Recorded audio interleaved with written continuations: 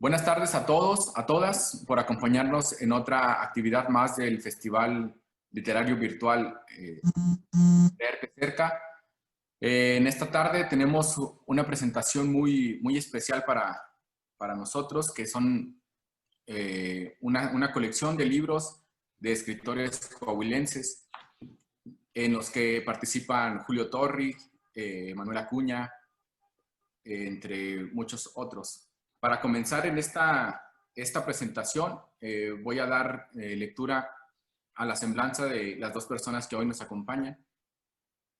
El maestro José Domingo Ortiz nació en Guanajuato en 1956, licenciado en Letras Españolas por la Universidad Autónoma de Coahuila. Ha colaborado en revistas como Cultura Norte, Casa del Tiempo, Tierra Adentro, Crítica. Ha publicado libros como Vente a vivir conmigo, Amor, que no es alarde, Si la maldad me habita, Vos que me llamas, El juego del alfil, Páginas en blanco, entre muchos otros. Actualmente dirige el Centro Cultural de Viva Voz y trabaja impartiendo talleres de lectura en la Coordinación General de Bibliotecas.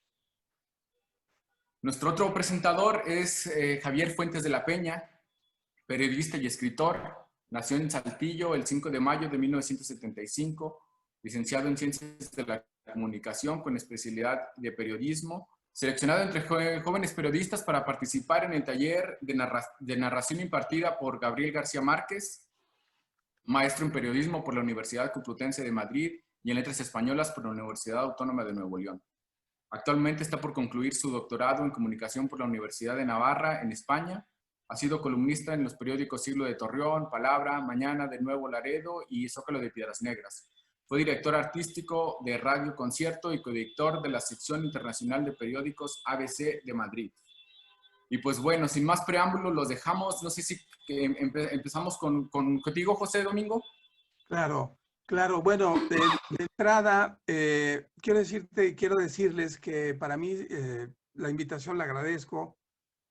Considero que este trabajo es muy interesante, es muy propio, es muy pertinente el que podamos recuperar en esta colección clásicos coahuilenses de bolsillo parte de la obra de autores que son realmente muy representativos de la cultura, de la literatura, del pensamiento, de la sensibilidad del pueblo coahuilense. Durante finales del siglo XIX y el siglo XX, México entra en un proceso de transformación tremendo. Entonces, nosotros podemos ver desde Manuel Acuña cómo él va paralelo al proceso de la Guerra de Reforma y cómo desde su apreciación, digamos, cultural en relación a su desarrollo literario, se va a sentar sobre los reales que implica el ser un miembro más de la generación de los románticos. Cada uno de los autores que están presentados en esta colección tiene naturalmente una correspondencia con el pensamiento, con la sensibilidad, con la cultura de la época. La literatura tiene esa enorme virtud que muchas veces, sin que sea esta una, digamos, causa de obligatoriedad en el autor, evidentemente que hace una referencia propia a la circunstancia que vive. Entonces, yo he preparado textos sobre cada uno y no sé, Javier, si quieras que vayamos comentando o tú me digas si leo y luego ya comentamos. Por ejemplo, me parece muy bien así, Domingo. ¿Te parece bien que lea? Excelente. Dice, una celebración en línea son estos 5 libros. Un acierto y al mismo tiempo la posible ruptura de un paradigma. Durante años hemos celebrado la vida y las obras de los escritores y pensadores coahuilenses que refieren el pensamiento y, digamos, la actividad cultural de nuestro estado. Son historiadores, ensayistas, poetas, narradores, educadores, a veces músicos y también, ¿por qué no?, ciudadanos. Este proyecto editorial a mí en lo personal siempre lo hemos comentado en alguna ocasión, me ha simpatizado y siempre he pensado que es vital el proceso de interacción y de relación que se tiene a partir de las publicaciones que se han venido haciendo. La colección Clásicos Coahuilenses de Bolsillo, que integra las obras de Manuel Acuña, de Rafael del Río, de Julio Torri, de Felipe Sánchez de la Fuente y José García, viene a sentar las bases una vez más de lo que es una obra que suma al quehacer cultural de los coahuilenses, pero ya dentro de los procesos editoriales. La colección ha sido editada en forma digital y también en forma impresa, por lo que tengo entendido, y le decía yo al maestro Javier que, de hecho, esta irrupción que estamos teniendo con los procesos de edición de manera digital nos introduce y nos pone pues en la vanguardia de lo que se está haciendo actualmente en el mundo. Somos de por sí, aunque no generacionalmente, pero sí por los trabajos, Javier, somos ya posmodernos, que son todos estos jóvenes que nacen de 1992 para acá y que tienen como característica la de integrar a su proceso de vida los procesos digitales, llámese computadora, llámese iPod, llámese teléfonos celulares y toda esta gran gama de funciones de digitalización de la información. Entonces, es muy interesante que se haga esta propuesta desde mi punto de vista porque genera ya la expectativa que permite que sean muchísimos los lectores que puedan acceder a estas obras que en mi opinión son fundamentales.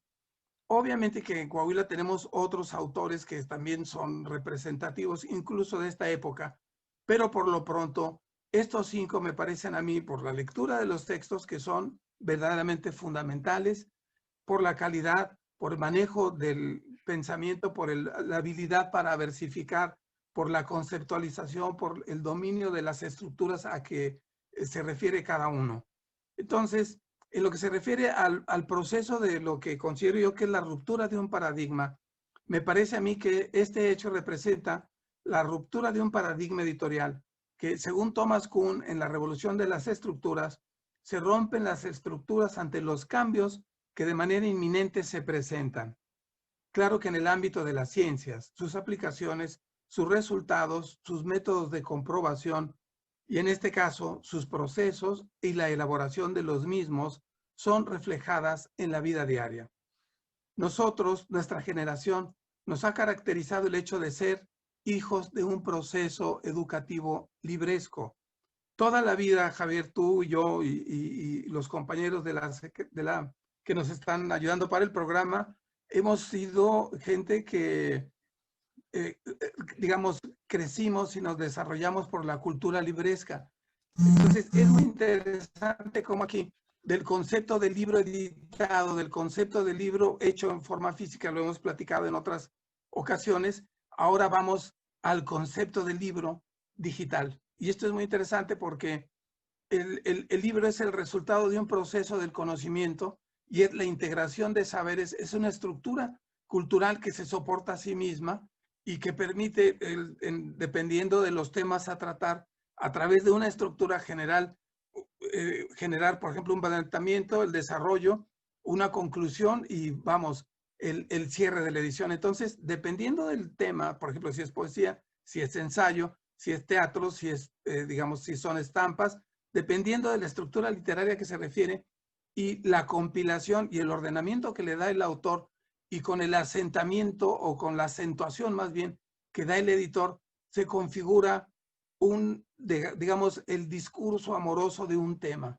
Entonces, digamos que así de grosso modo, eso sería a grandísimos rasgos un libro. Pero esa conceptualización del libro corresponde a la anterior forma que nosotros hemos históricamente manejado y a la cual hemos permitido o debemos nuestra formación. En este caso estamos hablando de una relación con el conocimiento, con la literatura, de una manera diferente. Y entonces creo que ese es, en mi opinión, parte del gran acierto, porque los libros son ciertamente un reflejo del pensamiento, son el pensamiento, pero como instrumento de cambio son, digamos, un proceso de la metodología que está en movimiento.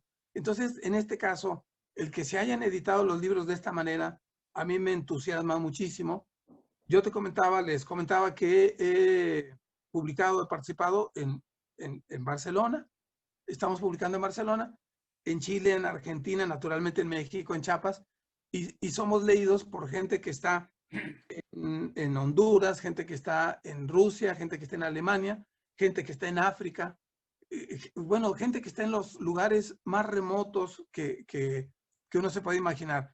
Entonces, creo que esta circunstancia trágica que nos ha hecho enclaustrarnos a veces un poco en contra y otras veces para disfrutar de películas y de lecturas y de trabajos que hay que hacer, va, en mi opinión, a generar una expectativa que nos haga reflexionar en el uso de lo que se considera el ciberespacio. No me refiero exclusivamente a las redes, a Facebook, a WhatsApp, no, sino me refiero en términos generales al ciberespacio, que se nutre de una serie de funciones que son o podrían ser atributos para que los lectores jóvenes se acerquen a estas ediciones.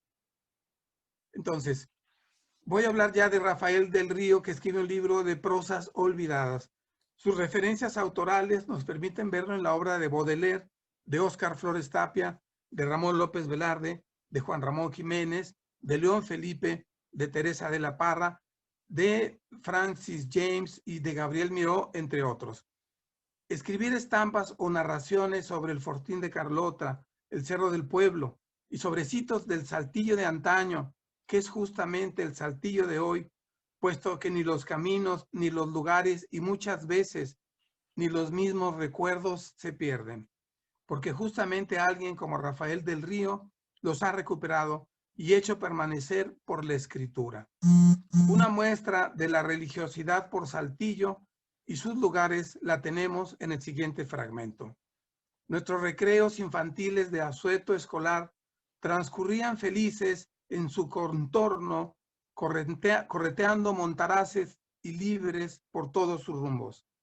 De cómo Rafael del Río recuperaba los lugares y rincones más típicos y representativos de Saltillo, como a la antigua Huilota, a donde íbamos también de paseos camino de San Luisito, el conocido barrio por el rumbo de Topo Chico, como al Puente Moreno por San Lorenzo y la vieja estación del ferrocarril, como a la Guayulera, por el lado de las huertas de Moreno, en el escondido ancón que mi padre arrendara una vez y cuyo único recuerdo se me traduce en un estadal y un teodolito, resabio de mis experiencias agronómicas, y cómo el Fortín de Carlota finalmente, por el rastro y el puente de Tacubaya, siempre recordaré ese agreste cerro del pueblo, porque en él, como en los otros sitios mencionados, viví horas dulces y nostálgicas de limpios paseos escolares.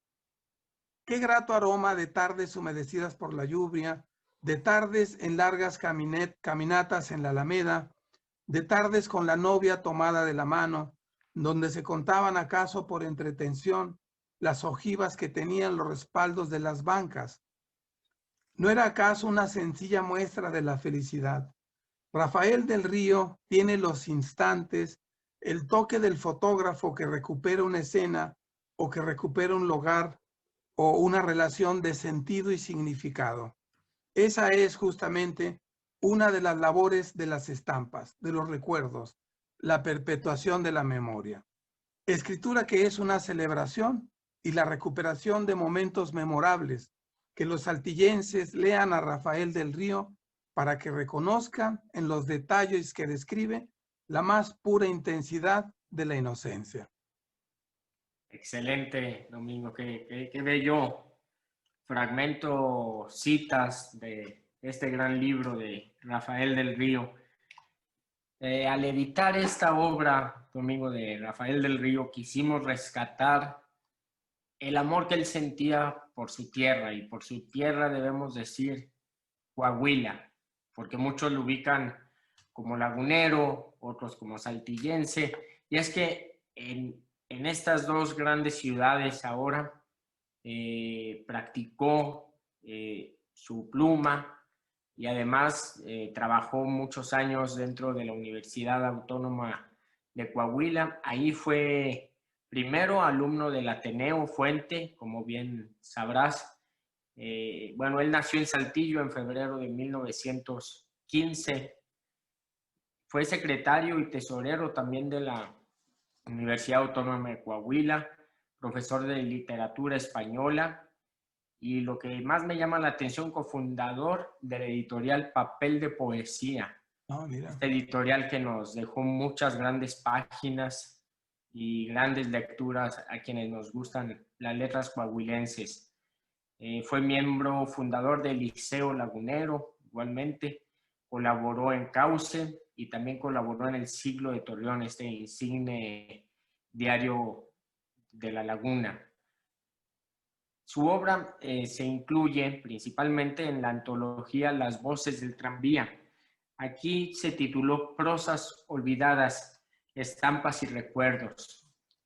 Quisimos hacerlo de esta manera, o quisimos incluir estos pasajes, porque en ellos se refleja, como bien decías, la vida no solo suya, sino también la vida de miles de coahuilenses que vieron o que fueron testigos del crecimiento de ambas ciudades. El lenguaje pulcro de Rafael del Río es la base de su poesía. Colores, matices y texturas y aromas pueden advertirse en la lectura de sus textos, y eso nos hace conocer un tiempo ya ido, pero que sin embargo queda para siempre a través de sus páginas. A través de sus textos se debe o se puede advertir la evolución del poeta, que retrata el paisaje, que no habla de su yo, que ilumina y que evoluciona de camino al modernismo. Eso es lo que yo advertí al leer Prosas Olvidadas.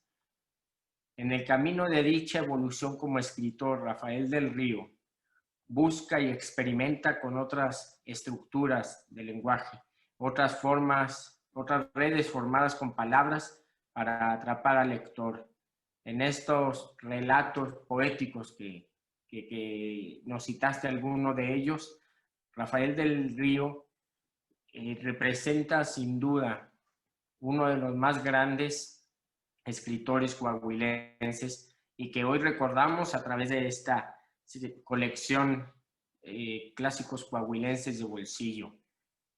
Rafael del Río, es importante situarlo, murió en Torreón el 27 de febrero de 1979.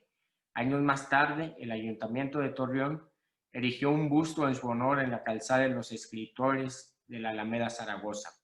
Amigos laguneros, cuando caminen por ahí y vean el monumento o el busto erigido en honor de Rafael del Río, deben ver en él no solo a un coahuilense más, sino a un coahuilense que dio en su diario vivir una forma nueva de expresión y a través de sus libros o de sus poemas enalteció el nombre de Coahuila en todo México, sin duda.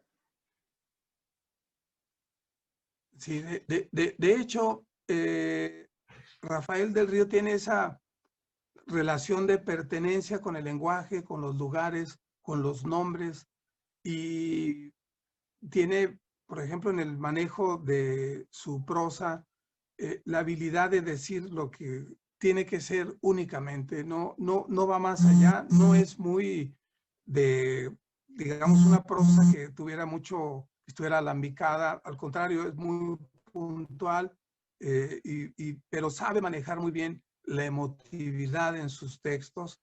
Es muy característico en él, creo yo, que él pueda expresar en muy pocas frases la descripción y como el sentimiento que le hace o que le motiva.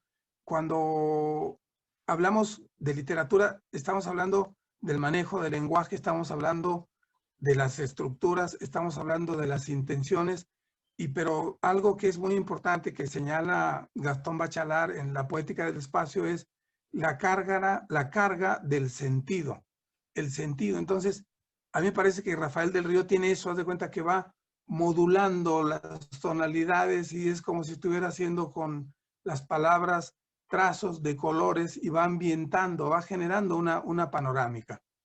Entonces, ciertamente es un clásico de coahuilense, muy representativo, y de fondo yo quiero decir que a mí me da mucho gusto la colección, porque es muy importante que tanto los jóvenes aspirantes a publicar o que están escribiendo, los jóvenes escritores, o la gente, toda la gente puede y debiera disfrutar esta obra que nos da identidad y que nos da una permanencia ante el pensamiento del siglo XX. El siguiente texto, Javier, es el de Julio Torri. ¿Te parece que le demos lectura? Parece excelente. El libro es El ladrón de ataúdes y otros cuentos dispersos.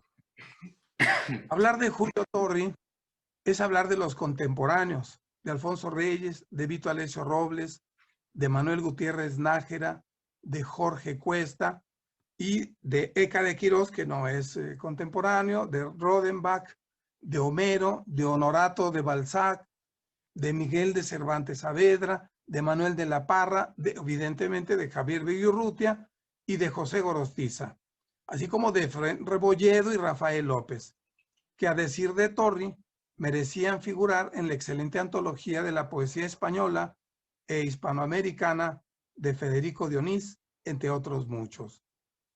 Torri demuestra inteligencia, sensatez, manejo del lenguaje, una enorme cultura y una característica muy notoria de su obra, el sentido del humor. La finura de la inteligencia haciendo humor con las circunstancias, los hechos, los personajes, las naciones, es tan frío que realmente parece como un bisturí, muy fino y profundo y con ese característico sentido del humor. Pero al mismo tiempo es muy suave y reconciliador. No agrede, no ataca, no critica y hace la suave broma con delicadeza. Es muy inteligente y además de preciso, el lenguaje lo maneja con mucha donosura. Tiene una característica, la brevedad, el concepto del humor, pero también tiene esa maravilla de la precisión del relojero. Haz de cuenta que toca justamente lo que quiere decir, pero con mucha delicadeza, con mucha presteza. Cuando lo leí, hará cosa de 30 años, me sorprendió muchísimo.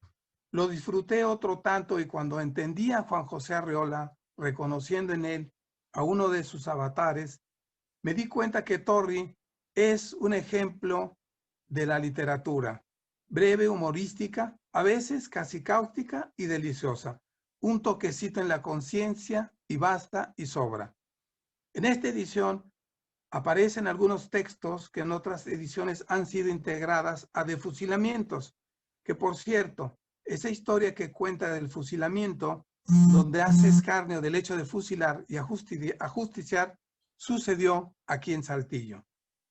Julio Torri fue amigo de Alfonso Reyes y miembro del grupo de los contemporáneos, como ya lo mencionamos. Grandes poetas, grandes dramaturgos, traductores, que cimientan las nuevas corrientes de la literatura en México. La generación de los contemporáneos viene a ser la gran ruptura de la literatura mexicana, porque se empiezan a traducir poetas franceses que ya tenían presencia aquí en Salvador Díaz Mirón, que ya habían tenido presencia aquí en Manuel Acuña, y en poetas también alemanes, pero también en poetas ingleses y norteamericanos. Entonces, la generación de los contemporáneos viene a romper así el turrón de lo que es esa gran intensidad en la sensibilidad del pueblo mexicano y hace grandes poetas. Separado y como punto intermedio va a aparecer Ramón López Velarde, pero también va a aparecer Enrique González Martínez y también va a aparecer José Juan Tablada. Entonces, ellos son el antecedente junto con otros autores, son la parte intermedia entre los poetas románticos, Manuel Acuña, Díaz Mirón, Manuel Gutiérrez Nájera, y los poetas y narradores, los pensadores de principio de siglo, que van a integrar a Justo Sierra, a Alfonso Reyes y que van a ser el punto de apoyo para que aparezca una generación que se llama la generación taller.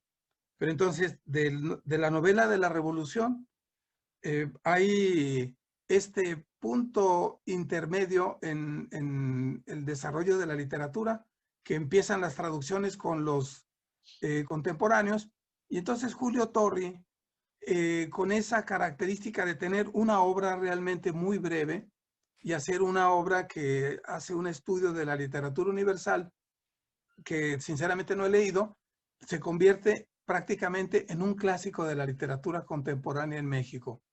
Es un afluente del que se va a nutrir Juan José Arreola, y va a ser un miembro muy peculiar de esta generación de los contemporáneos, que está José Gorostiza, está Carlos Pellicer, y está un poeta que es muy interesante al que él se refiere, que es Jorge Cuesta.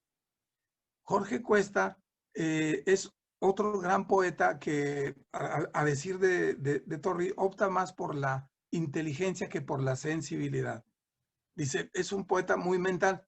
Entonces tiene un trágico desenlace Jorge Cuesta, porque hay una situación, se termina emasculando, se suicida, y es una tragedia mayor.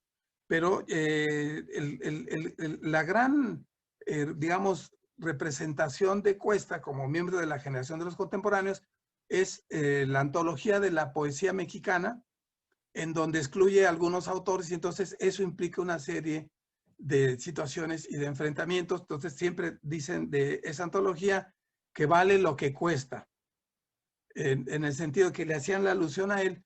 Y después publica, yo conocí una colección de sonetos extraordinarios de Jorge Cuesta, y además tiene un poema que se llama Canto a un Dios Mineral, que es realmente increíble, que yo lo pondría en forma paralela al del propio José Gorostiza, La muerte sin fin.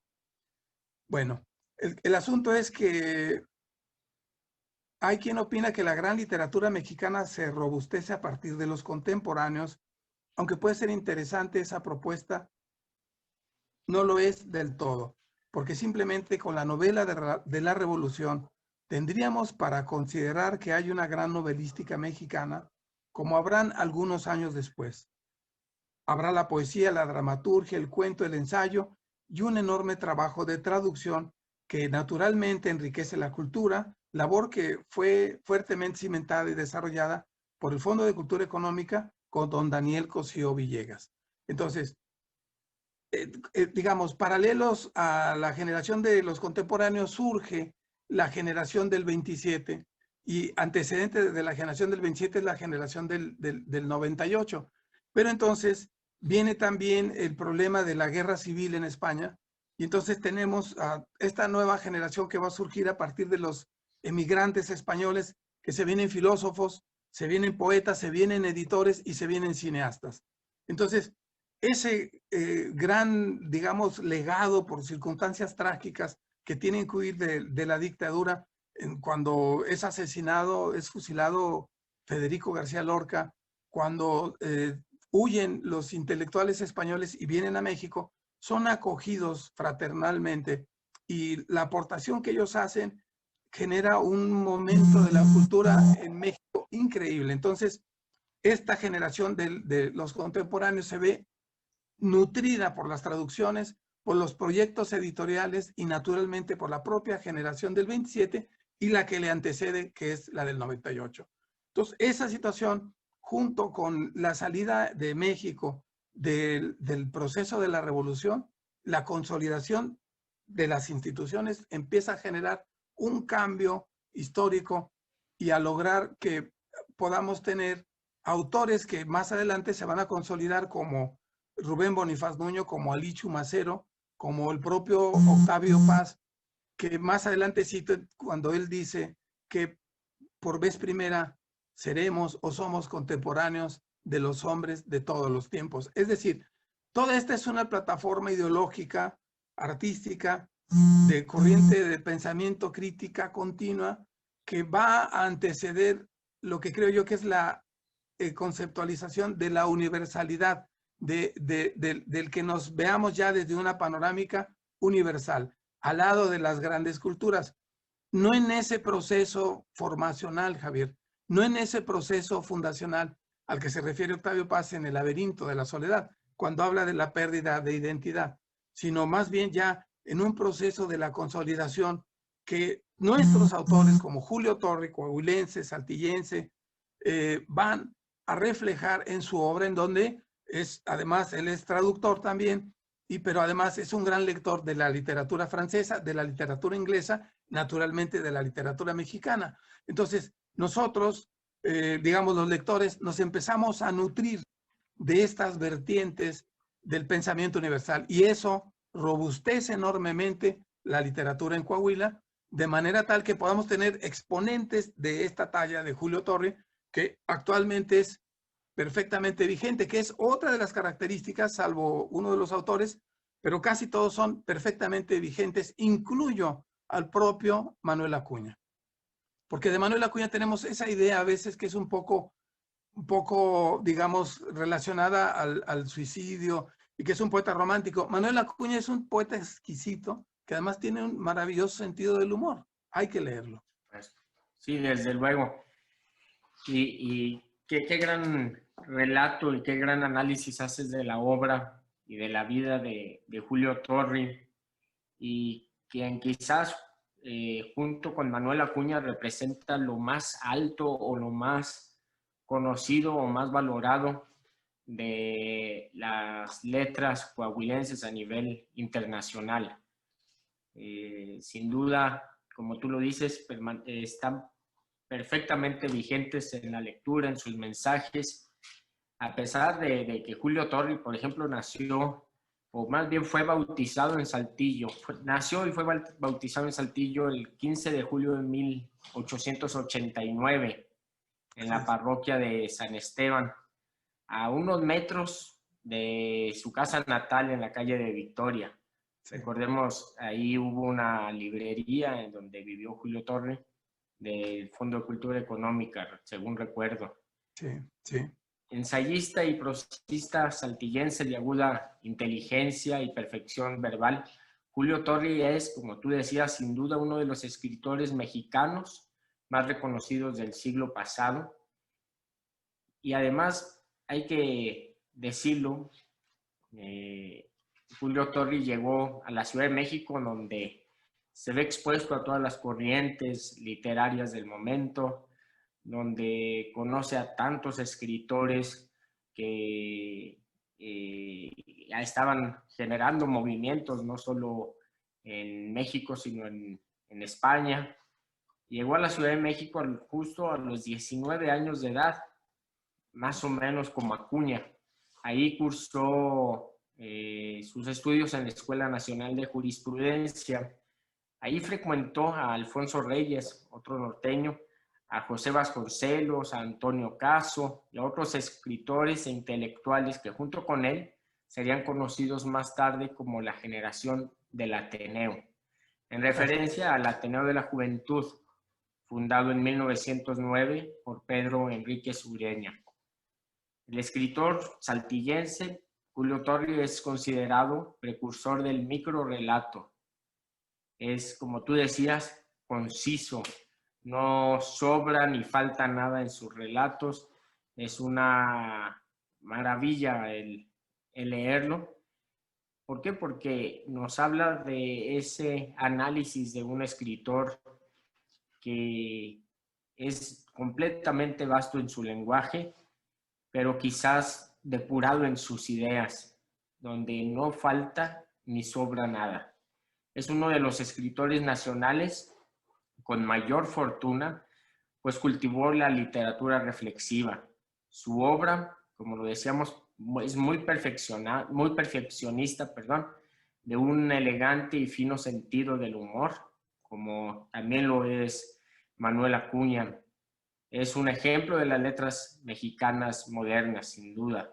El vanguardismo anticipado de su prosa ha sido comparado con el de otros precursores latinoamericanos, como el venezolano, según recuerdo, Julio Gramendia. No sé si estés de acuerdo conmigo, Domingo. sobre todo por la creación de microcuentos ambiguos de talante casi fantástico y de atmósfera mágica. En este libro, El ladrón de ataúdes, se incluyen 33 textos que ponen en manifiesto su cuidado estilo y el lirismo que lo caracteriza, con una profunda e íntima expresión de sentimientos y emociones. Él es Julio Torres, sin duda uno de los más grandes escritores coahuilenses que ha habido, y por eso se incluyó en esta colección de coahuilenses clásicos de bolsillo. No me refiero a los coahuilenses de bolsillo, sino a sus libros. ¿Por qué? Porque con esos libros se quiere que muchos coahuilenses y muchos mexicanos tengan acceso a esta lectura que es básica en nuestro, ahora sí que como saltillenses, como coahuilenses debemos leer estos libros para conocer quiénes somos, quiénes fuimos y sobre todo quiénes seremos. Y que a través ahora de este trabajo que se está haciendo, de difundirlos a través de las redes sociales, de internet, se puede tener acceso mucho más sencillo, un acceso mucho más universal a estos libros. Por eso que los invitamos a leer entre los otros libros que se están publicando, El ladrón de ataúdes, de Julio Torre. Así es, Javier, sobre esto que comentas de la, digamos, relación que sería ideal que los lectores tengan o que pudieran tener, hay que mencionar que nuestros autores nos dan identidad y nos ayudan a integrarnos a esa situación que, aunque ya pasó hace algún tiempo, forma parte como de la conciencia de todos nosotros. Cuando se encuentra uno con los autores que hacen referencias a lugares, a nombres, así como mencionabas, a sitios, a sabores, tiene uno como la satisfacción, y me decía a mí Carlos Montemayor, poeta chihuahuense en una ocasión que vino, me decía a mí que era una gran fortuna para los lectores de una ciudad el poder leer a sus autores, porque tus autores te están nombrando, haz de cuenta, nuestros autores nos están diciendo muchas veces cosas que sentimos, esa novia que alguna vez tuvimos y que a lo mejor nos dijo que no, o ese caminar serenamente por una de las plazas en Torreón o aquí en Saltillo o en Monclova o en cualquier parte de Coahuila. El asunto es que la literatura, aunque es un fenómeno estético que surge a través de un proceso creativo, es algo que está inmerso en la realidad de todos nosotros, muestra nuestra realidad. Por eso cuando los leemos, cuando vamos a esos autores, sentimos el placer estético de la obra, la descubrimos ahí, pero al mismo tiempo es algo que nos resulta inherente. Es una parte de nosotros que se está develando. Entonces, por eso es interesante que la gente sepa, que la gente lea. Esta campaña permanente que ustedes tienen para la lectura a mí me parece encomiable. Yo creo que, y lo he dicho, para mí la lectura es una manera de ser feliz, si no es que la única. Pero realmente, para mí la lectura es una expresión o la posibilidad de accesar a un estado de dicha, de placer, en términos generales, pero acentuado más cuando son tus autores, cuando son los autores de casa. Es Pues correcto. viene el de los versos, Javier, de Manuel Acuña. ¿Qué te parece? Lo leemos, lo leo. Me parece excelente. Dice, siempre será que el reflejo o el despertar de la vida de los pueblos se ve nombrado o escrito por los poetas de su casa. ¿Será que la vida requiere para ser sujeta y mostrada el dominio y la gracia de la palabra escrita? ¿Será que por la fragilidad y velocidad del acto de vivir debamos nombrar los hechos por la poesía, por la palabra? Porque son verdaderamente memorables y porque son la vida misma, porque la escritura es la salvación de los hombres ante lo fugitivo y por ello adquiere la permanencia ante el tiempo y es contra el olvido. Nombrar las circunstancias que vivimos, las que nos van trazando la ruta de la vida, las que recuperan por las palabras los poetas, las embiste de belleza y de sentido. Hemos de ver que en ese descubrir la vida, en ese mirar la sorpresa súbita, descubrimos el recuerdo, el paraje, el personaje del pueblo que nos ha visto crecer. Nuestros nombres se van tatuando a lo largo de toda la vida en ese bosque inmarcesible de recuerdos, que en las ciudades o pueblos se escriben, por esa memoria que fortalece el sentido general de la vida de nuestro lugar. Una gratitud esmerada, volver a las páginas de Manuel Acuña, a descubrir una vez más la sensibilidad, la cultura, la inteligencia y el admirable sentido del humor del gran Bate saltillense, que entonces no se sabía que Acuña era un hombre simpático y alegre, cuando menos poemas suyos así lo demuestran. Que fue borrascosa situación del amor la que lo llevara a tomar una decisión así tan cruenta de quitarse la vida. Mi gratitud a los editores por invitarme a decir unas palabras en torno a esta obra y a esta importante colección integrada por coahuilenses luminosos y creativos. Esta obra de versos de Manuel Acuña abre las páginas de la obra y de la vida del autor.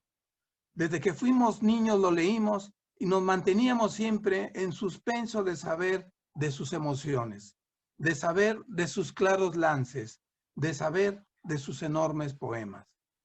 Un poeta que nos ha rubricado el destino de ser de Saltillo, aunque en el caso mío, hijo putativo, ahora reconozco nuestra filiación romántica, nuestra amorosa manera de ser y de venerar la vida y las hermosas mujeres de estos lares.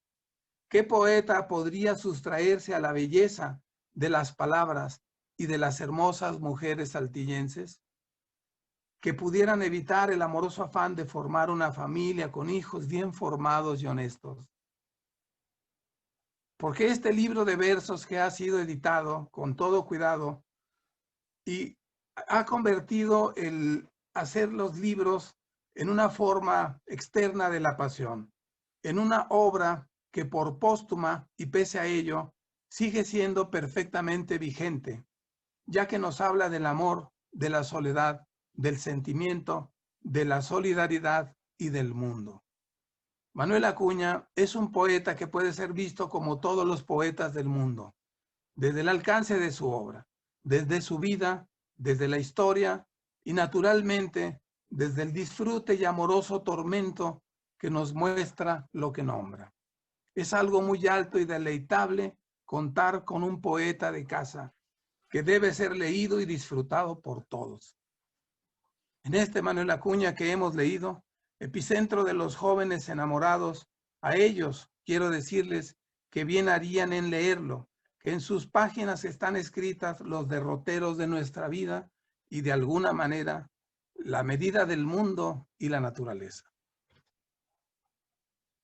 Qué bello qué bella esta invitación que haces a los jóvenes. Pues sí, porque al leer a Manuel Acuña, estamos leyendo nuestra vida desde su punto de vista filosófico, desde el punto de vista amoroso y también desde el punto de vista cómico o que nos mueve a la risa. Es un poeta que vive a través de sus poemas, que se pueden escuchar sus latidos y que a pesar de irse tan joven de este mundo, dejó una obra fecunda en imágenes, en recuerdos y sobre todo en reflexiones. Más que hablar yo mismo de Manuel Acuña, me gustaría citar a dos autores que hablaron de él. Uno de ellos es el poeta Alichu Macero, quien decía que Manuel Acuña fue un hombre acerbo en la charla, agudo hasta encontrar aquello que mueve a risa y cuya presencia en los grupos de escritores y amigos ponía movimiento y daba sabor al tema discutido. Alichu Macero decía, si en la plática había acción y movimiento, en cambio a solas reinaba la fatiga y la desolación, susceptible al amor, propicio a la imaginación, decepcionado ante un mundo que no estaba hecho para él. Su poesía proyecta con más precisión que un diario íntimo esa conciencia del inútil transcurrir. Como todos sabemos, a Manuel Acuña le perseguía la obsesión del suicidio y quizás murió alentado por esa mórbida obsesión o por los desaires de Rosario, que nunca dio importancia a las ofertas amorosas del poeta. Fue sepultado el 10 de diciembre de 1873 en el cementerio del Campo Florido. De acuerdo con el amigo entrañable de Manuel Acuña, estamos hablando del poeta Juan de Dios Peza, su ataúd fue cargado en hombros por los amigos íntimos de Acuña, quienes teníamos una consternación profunda. Detrás de nosotros iban los comisionados de las sociedades literarias, más de 100 carruajes particulares y miles de personas. A las 12 del día, el primer puñado de tierra cayó sobre el ataúd de quien fuera víctima del hastío, de la nostalgia moral, de esa enfermedad sin nombre que marchita las flores del alma cuando apenas están en capullo. Así el destino apagó la llama de su vida, pero no logrará extinguir jamás su imperecedera memoria. Eso es lo que decían Alichu Macero y Juan de Dios Peza, del gran poeta saltillense. Los invitamos, amigos, a leer este bello libro, Los versos de Manuel Acuña, que en ellos, en este libro se recoge no solamente sus reflexiones filosóficas, sus poemas románticos, sino también sus poemas cómicos, o sus cuadros de costumbre o de circunstancia. Entre ellos están los biodos. No sé si recuerdas este poema, Domingo. Excelente. Y voy a leerlo rápidamente, no sé cuánto tiempo tengamos, pero los biodos dice así. Junto a una pulquería cuyo título es Los Godos, disputaban dos beodos la tarde de cierto día. Yo, que pasaba por fuera de la taberna predicha, me detuve y por mi dicha oí la disputa entera. Oiga, amigo, no me abroche tan horrenda tontería.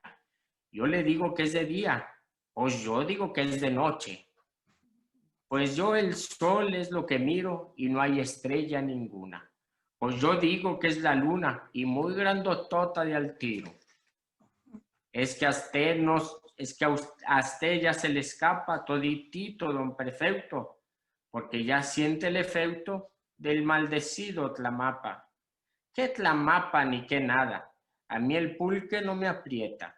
Pues yo he puesto una peseta, pues yo he puesto mi frazada. Pues ¿con quién nos arreglamos? Con cualquiera vale. Bueno, pues no me jale. Bueno, pues entonces vamos. Y entre diciendo y haciendo, este par de tercos biodos se salieron de los godos, casi que cayendo. Y viendo pasar un coche, al cochero se acercaron. Y presto le preguntaron si era de día o de noche. Pero el salvaje cochero movió triste la cabeza y respondió con torpeza: señores, soy forastero. Maravilloso. Sí, es buenísimo esa. Es el sentido del humor que podemos tener en los pueblos norteños y que recoge magistralmente Manuel Acuña. Fíjate, Javier, que ahorita que hablabas de Alichu Macero, lo conocí en la Ciudad de México. Me fui a trabajar un tiempo a impartir un taller de poesía y estuve allá con el poeta Alfredo García. Trabajaba en el Fondo de Cultura Económica y el maestro Ali trabajó como corrector durante muchos años ahí. Entonces, él venía saliendo y entrando saliendo del fondo y entrando a un restaurante que se llamaba El Veracruz. Entonces, lo fuimos a saludar. Yo llevaba un libro que había publicado que se llamó Vente conmigo, amor. Y llego con él y dije, mire, maestro. Entonces me dice, ¿y esto lo escribiste tú? Le dije, sí, lo escribí yo.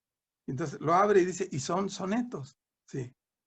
¿Y vienes de Saltillo? Sí. Y entonces dijo, siéntense aquí y que traigan todas las cervezas del mundo. Tipo sensacional. No, Alfredo y yo le hicimos caso. Le hicimos caso y estuvimos ahí muy buen rato con él, hasta que cerraron. Los honores tomándoselas. Sí, sí. Sobre todo invitados por el maestro, imagínate en aquellos años, no, hombre, pues. Maravilla.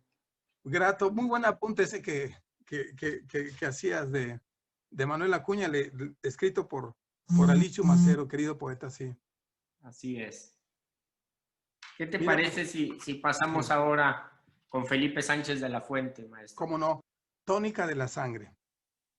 Felipe Sánchez de la Fuente.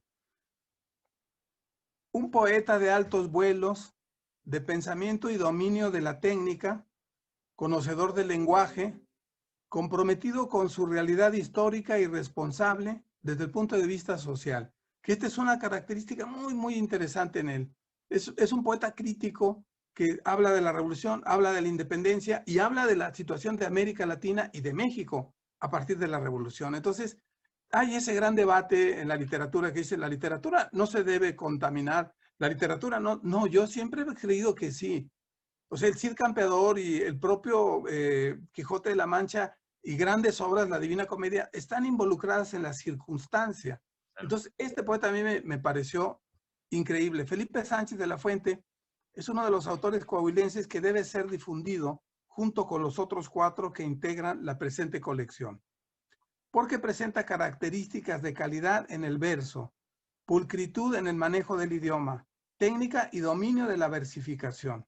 Sigue siendo perfectamente vigente y como autor, como ser sensible, como poeta, es verdaderamente prominente su sentido de responsabilidad pensante y crítica. Felipe Sánchez de la Fuente es un autor que debe ser leído por la juventud de México. Vemos la falta de un proyecto de difusión y cuidado en el reconocimiento de su obra. Por eso celebro esta edición. Es un acierto la presente edición. Dentro de los cambiantes temas que toca en esta, su tónica de la sangre, de manera cercana a la sangre devota de Ramón López Velarde, es como comentábamos, Ramón López Velarde, a decir de paz, y hay por ahí otros autores, junto con Enrique González Martínez, pero sobre todo Ramón López Velarde, es el poeta de la revolución. Se habla de que Ramón López Velarde participa con Madero en San Luis, en la redacción del Plan de San Luis. No está demostrado, pero sí es un poeta que publica su simpatía y su filiación maderista. Entonces, es un poeta de la revolución, no solo porque es un hombre de una conciencia crítica abierta, sino porque además le toca el proceso de la revolución. Entonces, él se encuentra en López Velarde y creo yo que Felipe Sánchez de la Fuente, junto con los demás autores, son lectores y son como, digamos, gente que ha ido asimilando gradualmente la obra de López Velarde.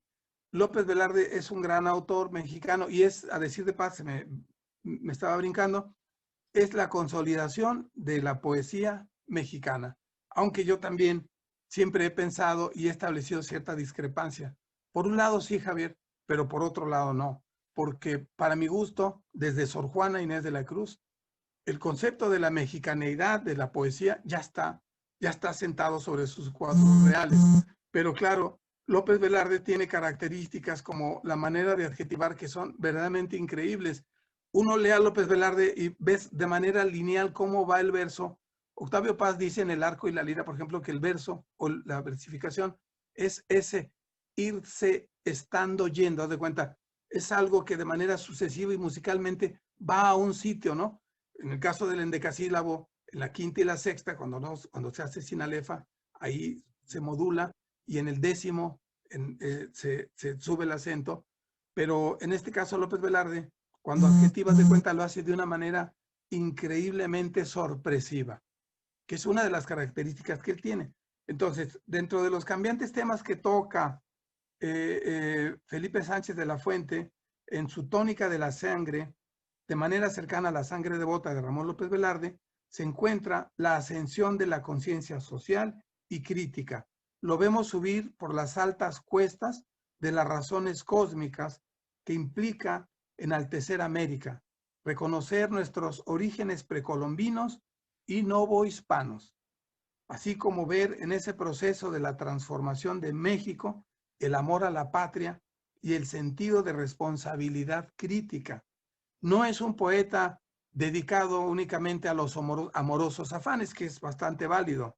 Más bien es un poeta dedicado a cuestionar las razones históricas, la condición del hombre y a cuestionar el sentido último de la historia de México. Será muy grato para el lector que se dedique a leer este libro, puesto que es un libro muy accesible, es muy claro y es un verdadero deleite. Enhorabuena por la presente edición de la Tónica de la Sangre de Felipe Sánchez de la Fuente. Me congratulo y agradezco la oportunidad de poderlo reseñar, de poderlo relatar, porque vale la pena, de verdad. En Coahuila tenemos autores, poetas y novelistas y cronistas que son en buena medida autores que deberían ser referencia a nivel nacional. Muchas veces el cobijo de la casa paterna, la comodidad de la patria chica, el amoroso afán de quedarnos en provincia, porque es muy bello Saltillo, es una ciudad a todo dar, es una ciudad muy cómoda en lo que se refiere a cultura. Yo no me atrevería a decir que haya ninguna otra. Y entonces, pero muchas veces las obras se nos quedan en casa. Y en este caso, me hubiera gustado a mí que las referencias de su obra existieran en otros parámetros. Entonces, ya de eso se platicará en otra ocasión, pero por lo pronto es un autor que me ha gratificado, que me ha dado mucho gusto leer y que yo celebro. Muchas gracias, Domingo.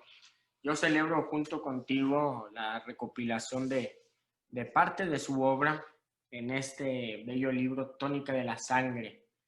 Don Felipe Sánchez de la Fuente, no solo, como tú sabes, no solo fue un destacado poeta, fue también un destacado jurista y recordado rector de la Universidad de Coahuila.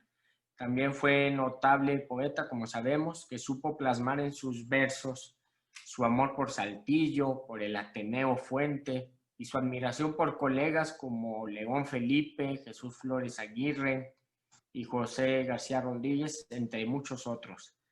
Nació en Saltillo el 7 de febrero de 1904 y descubrió el gusto por la literatura a edad muy temprana, especialmente por la poesía en las clases del maestro Manuel J. Rodríguez, precisamente en el Ateneo Fuente. El ilustre poeta es considerado también uno de los mejores oradores que ha habido en México. Fue incluido su trabajo, su poesía, en aquella bella edición de la Universidad Autónoma, que seguro tendrás muy en cuenta y muy a la mano, 11 poetas de Nueva Extremadura. Sí. Su poema Tónica de la Sangre, que titula este bello libro, con ese poema obtuvo el primer lugar en los Juegos Florales de Querétaro, que se organizaron para conmemorar los 425 años de fundación de esta bella ciudad mexicana. Y en este libro recopilamos e incluimos 33 creaciones de su autoría, entre las que destacan las dedicadas a Saltillo, al Ateneo Fuente, como decíamos, a Dios, era un hombre profundamente devoto, y a personajes de la cultura coahuilense. Destacan especialmente entre sus libros Por los claros caminos, Oculta Vox, Anima Victrix, La palabra en el viento. La Universidad Autónoma de Coahuila editó en 1980 por primera vez la obra reunida del poeta saltillense. En la presentación de dicha edición, es importante recordarlo, don Felipe Sánchez de la Fuente dijo: este libro viene a ser un encuentro conmigo mismo. Al dedicarlo fervorosamente como lo hago a Saltillo, mi ciudad azul, 4 veces centenaria, a la noble mujer que embelleció mi vida y al Ateneo Fuente que modeló mi espíritu, es como si le entregara, lo diré con las palabras de León Bloy, un puñado de mi polvo. Sí. Así habló don Felipe Sánchez de la Fuente en la presentación de aquel libro que editó la Universidad Autónoma de Coahuila en 1980 y que hoy rescatamos parte de dicho libro en este pequeño libro de bolsillo que espero que muchos coahuilenses tengan acceso a él. Y me refiero a Tónica de la Sangre. Y concluimos, Domingo, nuestra charla recordando a don José García Rodríguez con este bello libro de costumbres, costumbrista entre historias y consejas. ¿Cómo no? Mira, pues el texto sobre don José García Rodríguez. José García Rodríguez es todos. Y a lo largo de la vida terminaremos siéndolo también nosotros, un personaje de nuestra propia vida, pero él en lo particular tiene una vida increíble porque es hasta torero. Y entonces sobre la obra de él he escrito lo siguiente, dice, con un manejo del idioma bastante ágil, con donosura y precisión, José García Rodríguez imprime en sus textos el sabor de la costumbre, el disfrute de saber que uno puede volver a ver y a vivir ese hermoso Saltillo de los años 40, de los años 50, a descubrir en esos textos los recuerdos añosos que anhelábamos descubrir en la ciudad y sus historias. Ver en estos personajes circunstancias saltilleras y amenas que muestra en sus obras, sitios, nombres de lugares que aún perduran en el a veces desaforado crecimiento urbano de nuestra ciudad capital. Las narraciones le dan el sabor de ser un escritor de su época, misma que permanece por el buen manejo del idioma y por la certidumbre del que sabe nombrar y decir. Hilar sus historias, diálogos muy bien construidos, nos dan cuenta de voces que todavía se escuchan. Es un autor que no se queda anquilosado en formas antiguas o formas de tratar el asunto o el desarrollo del tema de manera cuasi costumbrista. Es ameno y muy buen narrador. También es un autor que con apego a la historia presenta personajes ligados a nuestra historia patria. Es un costumbrista que descubre en la vida de su época los personajes y hechos que lo hacen disfrutable, muy del lenguaje, de la parsimonia al describir, de los detalles al contar, lo convierten de manera involuntaria en un cronista de la vida y la obra de Saltillo y de nuestra realidad histórica. José García Rodríguez es uno de nuestros clásicos. Entonces, por un lado, no quisiera yo decir solamente que es un autor, digamos, costumbrista, en el sentido estricto, porque pudiera ser como un adjetivo que pudiera ser muy pesado, pero tiene la virtud de poder recuperar desde un punto de vista personal, desde un punto de vista del personaje, la historia, de tratarla sin que esto, aún siendo costumbrista, sea visto como algo que sea un lastre para el propio texto. Porque a veces cuando hablamos de un escritor que es costumbrista, Javier, o sea, se queda como una lápida, y entonces es que es costumbrista y dice, ya, haz de cuenta, hasta ahí dio. No, él tiene la habilidad, por ejemplo, de poder plantear, de poder desarrollar la obra y de poder, aún siendo o perteneciendo a una forma que tiene ciertas tesituras en el manejo del idioma, en el manejo de los personajes, en los recursos, en las referencias, en la manera de adjetivar, que pudiera considerarse como costumbrista, rompe su propio esquema y se libera. Este autor creo yo que es un autor que no ha tenido el lugar que debiera tener a nivel nacional. Es un poco lo que platicábamos con otros autores que lamentablemente no logran romper el cerco, pero que ahora con estas ediciones digitales va a ser una cosa distinta porque vamos a ser leídos o van a ser leídos por autores o lectores de cualquier parte del mundo en habla castellana.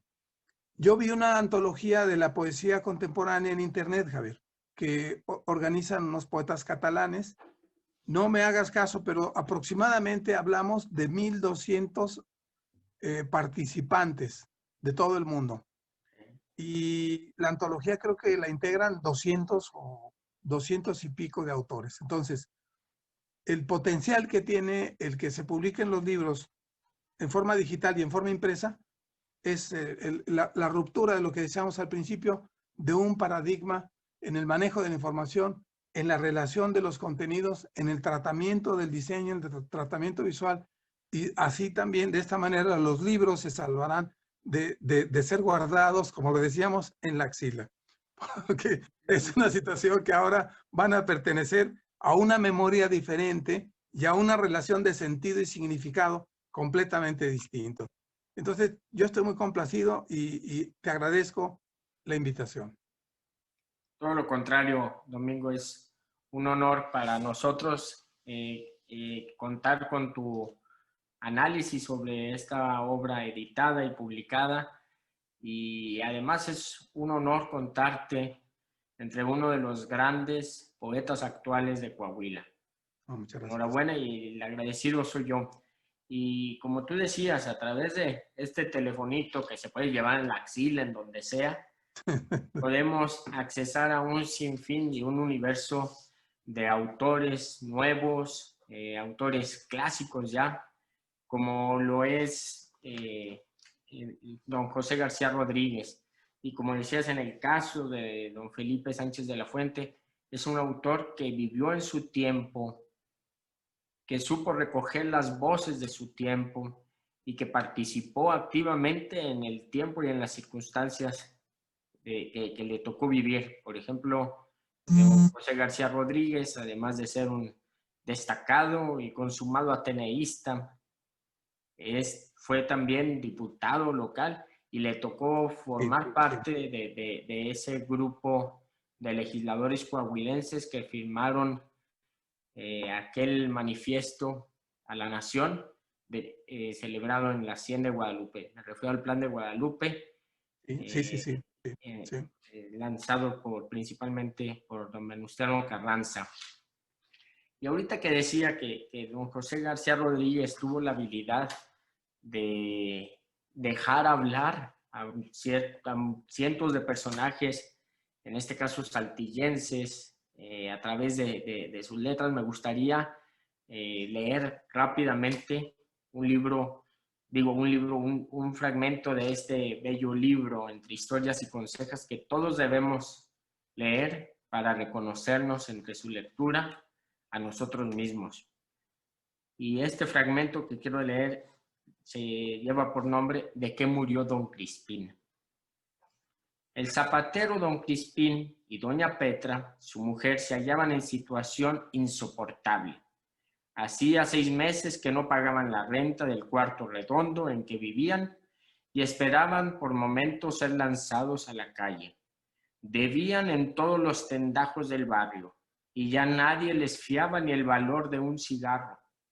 No contaban con la ayuda de vecinos y amigos por haberlos cansado con préstamos nunca devueltos.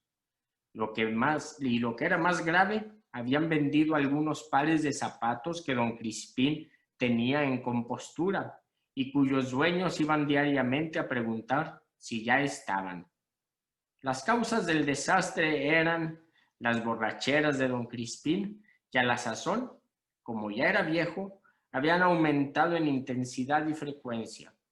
Poco a poco fueron vendiendo las sillas, la cama, los trastos de cocina, las frazadas, la ropa, las herramientas del oficio y al fin hasta las prendas ajenas. Aquel día tenían ya 25 horas de no comer y encerrados para eludir las visitas de clientes y acreedores que a cada rato llamaban a la puerta, hablaban a media voz en un rincón de la pieza sobre la mejor manera de salir de aquel estado angustioso. Todo por tu culpa, dijo suspirando doña Petra. Ya lo sé, no me lo eches en cara. De que ahora se trata es saber qué hacemos. Se me ocurre una cosa, a ver, que tú te mueras, pero no de veras, añadió doña Petra, entre el refunfuño de protesta de don Crispín. Entonces, ¿cómo? Que te mueras de mentiras. Te tiendo en medio del cuarto y con las limosnas que dé la gente nos vamos a otra parte. ¿Qué te parece? Había entonces la costumbre de poner a los pies de los difuntos pobres una cazuela, donde los transeúntes piadosos dejaban donativos de más o menos cuantía, según la posibilidad de cada uno. Me parece bien, dijo don Crispín, después de reflexionar unos momentos. ¿Cuándo lo haremos? Luego, al mal rato, darle prisa. Aquella misma tarde, cuando daban las campanas del toque de oraciones, doña Petra abrió de par en par las puertas de la vivienda y apareció don Crispín tendido sobre un petate en medio del cuarto, amarrada la cabeza por debajo de la barba con un trapo negro, los brazos cruzados sobre el pecho y a los pies de don Crispín la cazuela de limosnas, junto a una vela de cebo encendida en el pico de un frasco roto. La viuda, tapada de medio ojo y acurrucada en un rincón, repasaba las cuentas de su rosario. Las gentes se detenían y entraban, los hombres quitándose el sombrero, las mujeres echándose el rebozo a la cabeza, contemplaban al difunto rezando un Padre Nuestro, metían la mano al bolsillo y ponían en la cazuela cuartilla, medio, un real y hasta alguna peseta. Lo siento mucho, decían las mujeres a doña Petra. Muchas gracias, Dios se lo pague, contestaba esta. A medida que la noche avanzaba, los transeúntes iban siendo más escasos. Después de la queda, que sonó lúgubremente como el clamor de las sombras y del miedo, transcurrió media hora sin que nadie transitara. Y ya doña Petra pensaba en cerrar la puerta para contar el dinero y preparar el viaje, cuando se oyeron pasos y voces que pausadamente se acercaban. Era el tío Baticolas, borrachín profesional de aquel barrio, que volvía a su casa como de costumbre, bastante bebido y hablando solo. Se detuvo en la puerta, balanceándose y abriendo los brazos para apoyarse entre las jambas. «Hombre, un difunto», exclamó de pronto, quitándose el sombrero. «Dios lo haya perdonado». Entró tropezándose en el umbral que sobresalía en un tanto del piso y estuvo a punto de caerse de bruces sobre el muerto. Hurgó largo rato en el bolsillo del pantalón y extrajo una cuartilla que puso parsimoniamente en la cazuela. «Pero hombre», dijo de pronto, «si es mi compadre Crispín, qué barbaridad, pobrecito de mi compadre, Dios lo tenga en su santa gloria». «Pero hombre, si aquí está mi comadre y yo que no la había columbrado, comadrita, la acompaño en sus sentimientos». «Muchas gracias, compadre, y que Dios se lo pague. Pero oiga, ¿y cuándo sucedió la desgracia?» «Hoy en la tarde. Y dígame, comadrita, ¿de qué murió mi compadre?» Don Crispín y su mujer no habían hablado sobre la causa de la defunción, y como doña Petra estaba nerviosa por la presencia del borrachín que amenazaba en prolongarse, perdió la serenidad y con ella el discernimiento. «De un dolor de muelas», contestó irreflexivamente. «Pues hombre», exclamó el tío Baticolas, «se necesita ser muy pendejo para morirse de un dolor de muelas». Don Crispín se sintió ofendido y enderezándose sin acordarse de que estaba muerto. «Compadre», gritó indignado, «cada uno se muere de lo que le da la gana. Y si lo dice por su cuartilla, agárrela y no se meta con lo que no le importa. Son estos pasajes que nos hacen vivir y revivir y conocer y reconocernos en este bello libro de don José García Rodríguez, Entre Historias y Consejas. Pues, muchísimas gracias a los dos por esta brillante presentación que hicieron de los clásicos coahuilenses.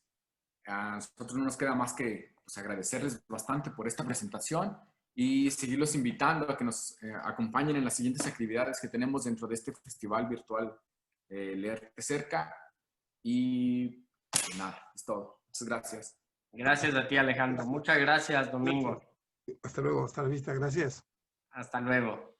Gracias.